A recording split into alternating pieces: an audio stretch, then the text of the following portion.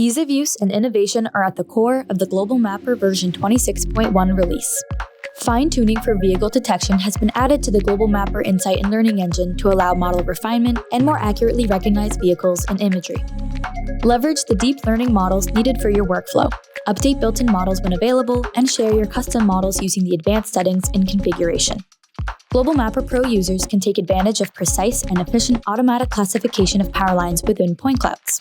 In addition, point clouds can be split by a variety of attributes, including classification, point source ID, or return number.